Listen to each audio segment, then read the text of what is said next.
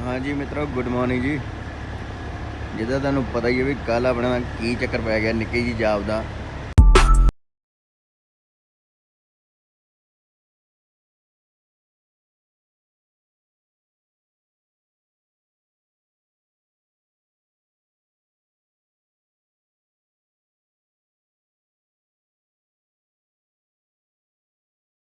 हाँ जी मित्रों, good morning जी। जिदा तुहानू पता ही है भी कल अपने की चक्कर पै गया निक्की जी जाब का। मैं हाले भी इतने पीटरबेट से खड़ा, 11:15 हो गए दोपहर के। तो अपना पार्ट हुणे आया, UPS वाले हुणे लैके आए आ पार्ट। ओवरनाइट डिलीवरी सी।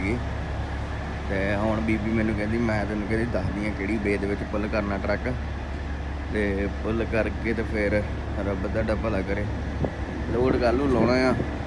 वैसे बाई अपने ने ब्रोकर नाल गल की अपॉइंटमेंट मूव करने ली, जे मूव कर हो जाए तो।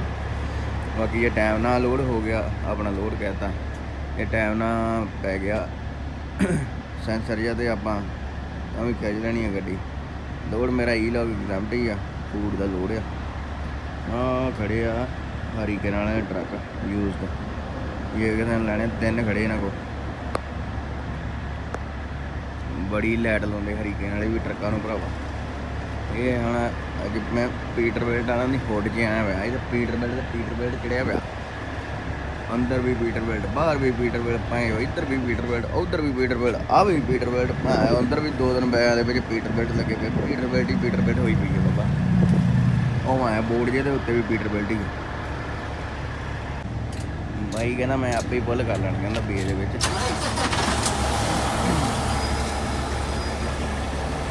मारू छिक्का नहीं, ये छिक्का भी नहीं मारता अज।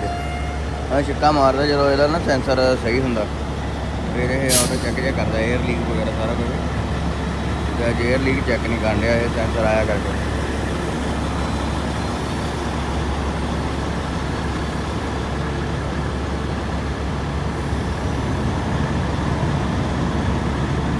फाइनली कोई फीलिंग जी आई वधिया भरावा, सारी टेंशन ही सी।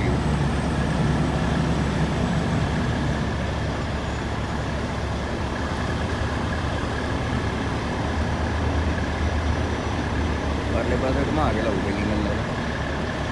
हाँ जी मित्रों, तो फाइनली मैं हुण तुर पिया है इतों जॉबलिन तो, अपना स्टेयरिंग व्हील पै गया, सेंसर भी गया। तो हुण चक्कर कुछ भी नहीं सीगा, निक्का जिहा टैब जिहा ही आ प्लास्टिक का, वो टैब जिहा तोड़ना हुंदा आ। जे वो टैब जिहा ना तोड़ो तो फिर जिहड़ा झंझट मैनूं पिया हैगा वो झंझट पै सकदा है ना।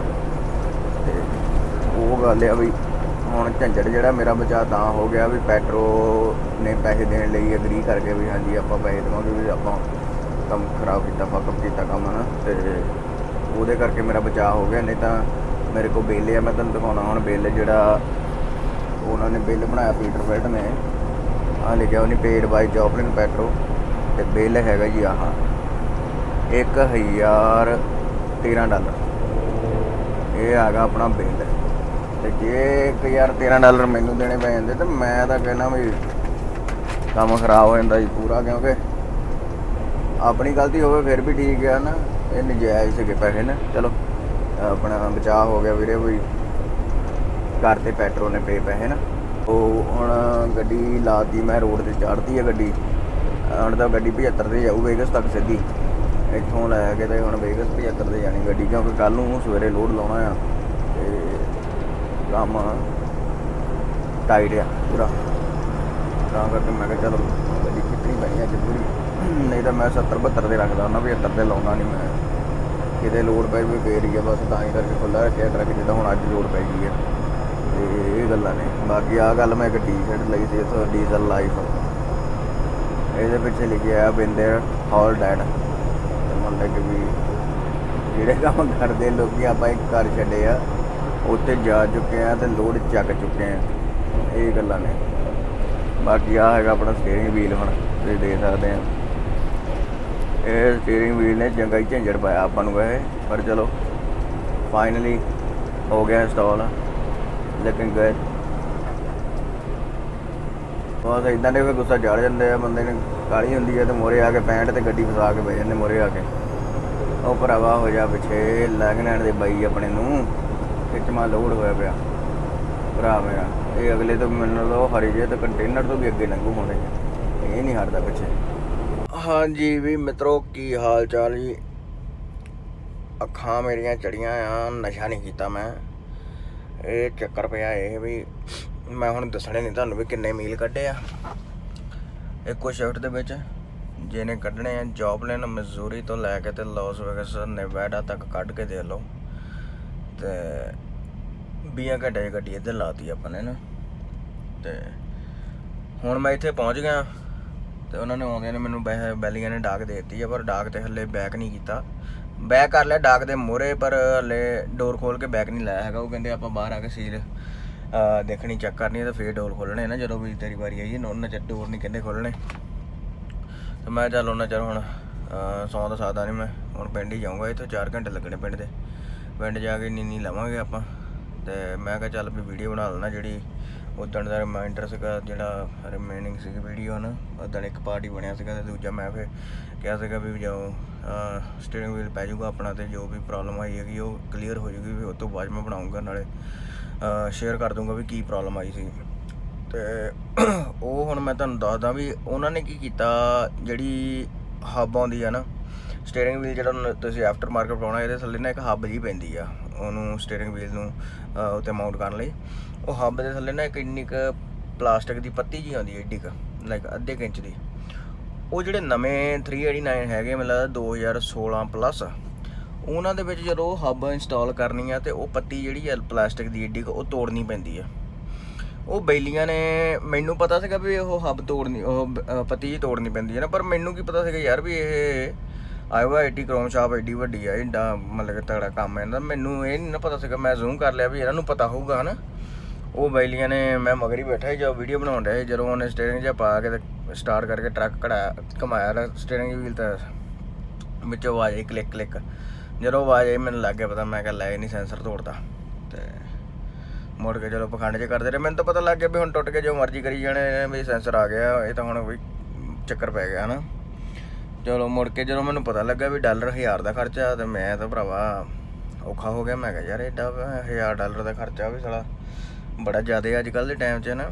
ਚਲੋ ਉਹ ਆਪ ਹੀ ਕਹਿੰਦੇ ਵੀ ਚਲੋ ਆਪਾਂ ਹੀ ਤੋੜਿਆ ਤੇ ਆਪਾਂ ਹੀ ਪਾਵਾਂਗੇ ਹੈ ਨਾ, ਵੀ ਕੋਈ ਗੱਲ ਨਹੀਂ। ਲੈ ਆ ਪੀਟਰਬਿਲਟ ਦੇ, ਤੇ ਪੀਟਰਬਿਲਟ ਦੇ ਜਾ ਕੇ ਤੇ ਮੈਂ ਫਿਰ ਉੱਥੇ ਸਟਕ ਹੋ ਗਿਆ 24 ਘੰਟੇ, ਆਲਮੋਸਟ 24-25 ਘੰਟੇ, ਕਿਉਂਕਿ ਵੀ ਉਹਨਾਂ ਕੋਲ ਪਾਰਟ ਹੈ ਨਹੀਂ ਸੀਗਾ। ਤੇ ਰੌਕਫੋਰਡ ਇਲੀਨੋਇਸ ਤੋਂ ਪਾਰਟ ਆਇਆ, ਮੈਂ ਦੱਸਿਆ ਵੀ ਸੀਗਾ ਪਹਿਲੀ ਵੀਡੀਓ 'ਚ।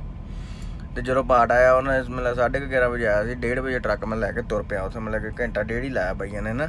ਚਲੋ ਤੇ ਬਿੱਲ ਬਣਿਆ ਸੀਗਾ ਜਿਹੜਾ ਉੱਧਰੋਂ ਨਹੀਂ ਪੈਟਰੋ ਤੋਂ ਚਾਰਜ ਕੀਤੇ ਪੈਸੇ $1013 ਬਣੇ ਸੀ ਬਿੱਲ ਉਹ ਸੈਂਸਰ ਪਾਉਣ ਦੇ ਨਾ। ਇਸ ਕਰਕੇ ਜਿਹੜੇ ਵੀ ਆਪਣੇ ਬਾਈ ਨੇ ਵੀਡੀਓ ਕੋਈ ਵੀ ਦੇਖਦਾ ਜਿਹੜੇ ਕੋਲ 389 ਹੈਗਾ ਤਾਂ ਸੋਚ ਰਿਹਾ ਵੀ ਸਟੀਅਰਿੰਗ ਵੀਲ ਚੇਂਜ ਕਰਨਾ, ਭਰਾ ਮੇਰੇ ਪਹਿਲਾਂ ਮੈਂ ਨਾ ਵੀਡੀਓ ਦੇ ਵਿੱਚ ਦੱਸੂਗਾ ਵੀ ਕਿਹੜੀ ਚੀਜ਼ ਤੋੜਨੀ ਆ। ਮੈਂ ਫੋਟੋ ਦੇ ਹਿਸਾਬ ਨਾਲ ਫੋਟੋ ਬਣਾ ਕੇ ਦੱਸੂਗਾ। ਉਹ ਚੀਜ਼ ਦਾ ਬੜਾ ਖਿਆਲ ਰੱਖਣਾ, ਨਹੀਂ ਤਾਂ ਭਰਾ ਮੇਰੇ ਆ ਵੀ $1000 ਸਾਲਾ ਨਾ ਦੇਣਾ ਬੜਾ ਔਖਾ ਲੱਗਣਾ। ਮੇਰਾ ਬਚਾਅ ਹੋ ਗਿਆ ਵੀ ਮੈਂ ਆਪੂ ਪੰਗਾ ਨਹੀਂ ਲਿਆ। ਤੇ ਚਲੋ ਮੈਨੂੰ ਮੈਂ ਆਪੂ ਜੇ ਲੈਂਦਾ ਮੈਂ ਤੋੜ ਲੈਣਾ ਸੀ ਉੱਦਾਂ ਉਹਨੂੰ ਪੱਚਰ ਜੀ ਨੂੰ। ਤੇ ਚਲੋ ਜੋ ਵੀ ਆ ਟਾਈਮ ਖਰਾਬ ਹੋਇਆ ਮੇਰਾ, ਬਾਕੀ ਬਚਾਅ ਹੋਇਆ। ਫਿਰ ਪੀਟਰਬਿਲਟ ਵਾਲੇ ਤੋਂ ਮੈਂ ਇੰਸਟਾਲ ਕਰਾਇਆ ਤਾਂ ਉਹਨੇ $40 ਲਏ ਇੰਸਟਾਲ ਕਰਨ ਦੇ ਪੀਟਰਬਿਲਟ ਵਾਲੇ ਨੇ ਸਟੀਅਰਿੰਗ ਵੀਲ। ਤੇ ਮਤਲਬ ਇੱਦਾਂ। ਤੇ ਬਾਕੀ ਹੁਣ ਮੈਂ ਤੁਹਾਨੂੰ ਹੁਣ ਮੇਰੇ ਕੋਲ ਫੋਟੋ ਹੈਗੀ ਉਸ ਹੱਬ ਦੀ, ਜਿਹੜੀ ਮੈਂ ਹੱਬ ਸੀਗੀ ਪਈ ਉਹਨੂੰ, ਤੇ ਉਹ ਮੈਂ ਫੋਟੋ ਵਿੱਚ ਸ਼ੇਅਰ ਕਰਕੇ ਵੀਡੀਓ ਦੇ ਤੇ ਮੈਂ ਤੁਹਾਨੂੰ ਦੱਸਦਾ ਵੀ ਕਿਹੜੀ ਚੀਜ਼ ਤੋੜਨੀ ਆ ਉਹਦੇ ਵਿੱਚੋਂ ਹੈ ਨਾ। ਹਾਂਜੀ ਮਿੱਤਰੋ, ਸੋ ਆਹ ਹੈਗੀ ਹੈ ਜੀ ਹੱਬ, ਜਿਹੜੀ ਆਪਣੀ ਸਟੀਅਰਿੰਗ ਵੀਲ ਦੇ ਥੱਲੇ ਪੈਂਦੀ ਹੈ, ਜਿਹੜੀ ਜੁੜਦੀ ਆ ਨਾ ਉਹਨੂੰ। ਤੇ ਇਹਦੇ ਵਿੱਚ ਆਪਾਂ ਨੇ ਤੋੜਨੀ ਹੈਗੀ ਆ, ਮੈਂ ਉਹਨੂੰ ਮਾਰਕ ਕਰਦਾ ਹੁਣੇ ਹੀ। ਆਹ ਜਿਹੜੀ ਮਾੜੀ ਜੀ ਪੱਚਰ ਜੀ ਨਿਕਲੀ ਉਹ ਆ ਦੋਨੇ ਉਂਗਲਾਂ ਦੇ ਗੱਬੇ, ਇਹ ਜਿਹੜੀ ਪੱਚਰ ਜੀ ਆਪਾਂ ਨੇ ਤੋੜ ਦੇਣੀ ਹੈਗੀ ਆ ਇੰਸਟਾਲ ਕਰਨ ਤੋਂ ਪਹਿਲਾਂ, ਨਹੀਂ ਤਾਂ ਇਹਨੇ ਤੁਹਾਡਾ ਸੈਂਸਰ ਤੋੜ ਦੇਣਾ। ਹੁਣ ਤੁਸੀਂ ਦੇਖ ਲਿਆ ਵੀ ਆਪਾਂ ਸਟੀਅਰਿੰਗ ਵੀਲ ਇੰਸਟਾਲ ਕਰਨ ਤੋਂ ਪਹਿਲਾਂ ਕਿਹੜੀ ਚੀਜ਼ ਤੋੜਨੀ ਆ ਹੱਬ ਤੋਂ।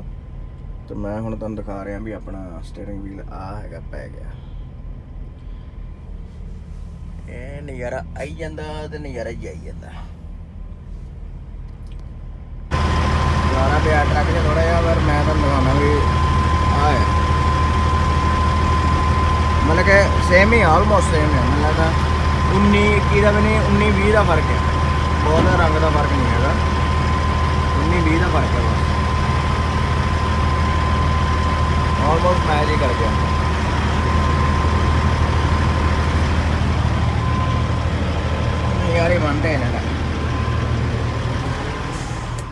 ਇਹ 24 ਘੰਟਿਆਂ 'ਚ ਪਿਆ ਇਹ ਸਟੀਅਰਿੰਗ ਵੀਲ। ਇਹ ਕੋਈ ਮਾੜੀ ਮੋਟੀ ਸ਼ੈ ਨਹੀਂ ਹੈਗੀ। ਇੱਥੇ ਜਿਹੜਾ ਨਾ ਸਟicker ਨਹੀਂ ਲੱਗਾ, ਇੱਥੇ ਮੈਂ ਲਿਖ ਦੇਣਾ 24 ਆਵਰਸ, ਉਹ ਲਿਖ ਦੇਣਾ ਇੱਥੇ ਵੀ ਚੇਤਾ ਰਵੇ 24 ਘੰਟਿਆਂ 'ਚ ਪਿਆ ਸੀ ਇਹ। ਇੱਦਾਂ ਗੱਲਾਂ ਬਾਤਾਂ। ਓਏ ਹੋਏ ਹੋਏ ਥਕਾਵਟ ਹੋ ਗਈ, ਓਏ ਥਕਾਵਟ ਹੋ ਗਈ। ਚਲੋ ਫਿਰ ਮਿੱਤਰੋ, ਅੱਜ ਦੀ ਵੀਡੀਓ ਇੱਥੇ ਕਰਦੇ ਖਤਮ।